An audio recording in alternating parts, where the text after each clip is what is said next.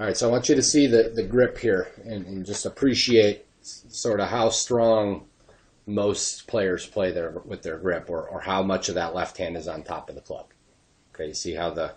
you can basically read or see most of that label there on the left hand, and sometimes that label might be more over here on your hand. And so especially as you get into these longer clubs, this becomes more necessary, because a lot of times when you get to impact, there's going to be this need for a closing of the club face, and sometimes that is going to happen just a little bit, let's just say, too soon, or that instead of the club shaft maybe being more like this when you hit with the face more closed, a lot of times you will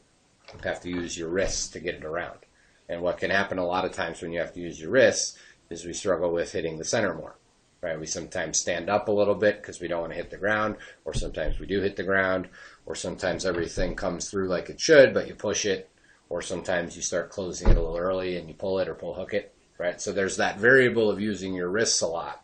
that we're trying to get rid of, and a lot of that is curable, I guess, with the grip. So if you look at him coming down into the ball, going to be able to keep a lot more angle there, and then as he comes through, those hands are really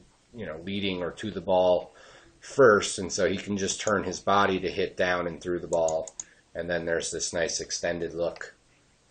kind of through impact. Okay, so that more than anything is why we kind of keep talking about that, is that these longer clubs, it can be harder to get that face squared up and to truly hit the center, versus a lot of these longer clubs sounds like they're thin, and this would be one of the reasons why.